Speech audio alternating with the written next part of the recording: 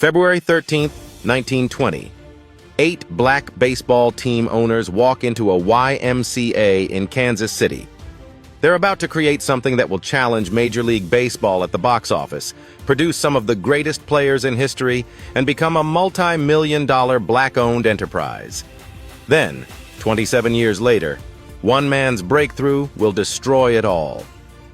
This is the story of the Negro Leagues, an empire built from necessity that vanished the moment the door finally opened. The man behind it all was Andrew "Rube" Foster, a 6'4" pitching legend who once won 44 games in a row. According to MLB historical records, Foster founded the Chicago American Giants in 1911 and turned them into a powerhouse that outdrew both the White Sox and the Cubs. But Foster saw something bigger. As documented by the Baseball Hall of Fame, he said, "The wild, reckless scramble under the guise of baseball is keeping us down, and we will always be the underdog until we can successfully employ the methods that have brought success to the great powers. Organization." On that winter day in 1920, Foster shocked the other owners by showing up with an official charter already in hand for the Negro National League. 8 teams signed on: the Chicago American Giants, Kansas City Monarchs, Detroit Stars, St. Louis Giants, Indianapolis, ABCs, Chicago Giants, Cuban Stars, and Dayton Marcos. Foster declared the league's motto boldly, "We are the ship, all else the sea." According to the Negro Leagues Baseball Museum, this was Foster's Declaration of Independence, a warning to Major League Baseball that black baseball would chart its own course. And it worked spectacularly. Historical attendance records show Foster's American Giants drew nearly 200,000 fans during the 1921 season alone. The Kansas City Monarchs, owned by white businessman J.L. Wilkinson, won 10 league pennants, tied with the Homestead Grays for the most championships by any Negro League team. According to Seamhead's Negro League database, the Monarchs posted a record of 1,390 wins and 842 losses, winning percentage of .623.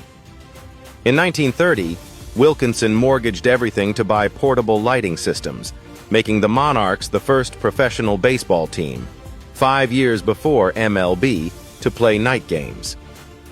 The Homestead Grays dominated from 1937 to 1948, winning 9 consecutive league titles. Their lineup featured Josh Gibson, nicknamed the Black Babe Ruth, who, according to his Baseball Hall of Fame plaque, hit almost 800 home runs in his career. When MLB incorporated Negro League statistics in 2024, Gibson's .372 lifetime batting average made him the greatest hitter in baseball history, displacing Ty Cobb. Negro League stars like Satchel Paige, Cool Papa Bell, and Buck Leonard became household names for both black and white fans across America. By 1942, according to MLB historical records, an estimated 3 million fans attended Negro League games. These were black-owned businesses generating serious money. The Monarchs produced more Major League players than any other Negro League franchise. The East-West All-Star Game at Comiskey Park rivaled MLB's own All-Star Game in popularity. This was economic empowerment on a massive scale. Then came April 15, 1947. Jackie Robinson, who'd played for the Kansas City Monarchs, broke MLB's color barrier with the Brooklyn Dodgers. It was progress. It was historic. But according to research by the Society for American Baseball Research, Negro League owners immediately proposed that successful teams like the Monarchs be allowed into MLB as expansion franchises. The proposal was unanimously voted down. When they suggested becoming a AAA minor league circuit, that too was rejected. White owners wanted the players, not the black-owned businesses. The talent drain was catastrophic. Larry Doby, Satchel Paige, Willie Mays, Hank Aaron, Ernie Banks, all left for the majors. According to historical accounts, Newark Eagles co-owner Effa Manley, watched revenue plummet after 1946. Buck Leonard lamented they couldn't even draw 300 people to a game. "We couldn't even draw flies," he said.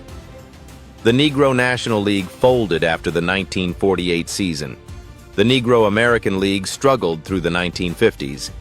When the Boston Red Sox finally integrated in 1959, the last MLB team to do so, the writing was on the wall. In 1960, the Negro American League folded. The empire was over. Bob Kendrick, president of the Negro Leagues Baseball Museum, put it perfectly. Robinson's success in the big leagues was a tremendous sign of progress, but there is always a cost for progress. Black businesses paid a dear cost. Think about that. Black entrepreneurs had built profitable teams, hired black managers and coaches, created black wealth. Integration meant black players finally got their shot, but black ownership got nothing. No expansion teams, no partnerships, no seat at the table.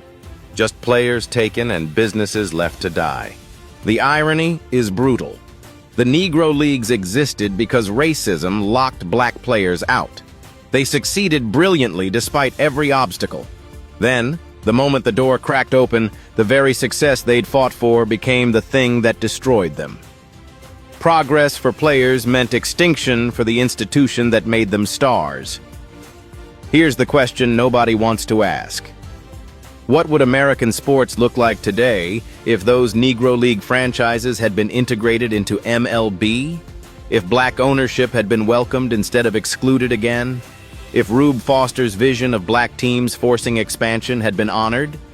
We celebrate Jackie Robinson, and we should. But we rarely talk about what was lost the day he stepped onto that field. What do you think? Was integration worth the price black business owners paid? Could baseball have done it differently? Drop your thoughts below because this conversation matters. If this story made you think differently about sports history, share it and follow for more untold stories about the cost of progress. Remember, sometimes winning means losing something you can never get back.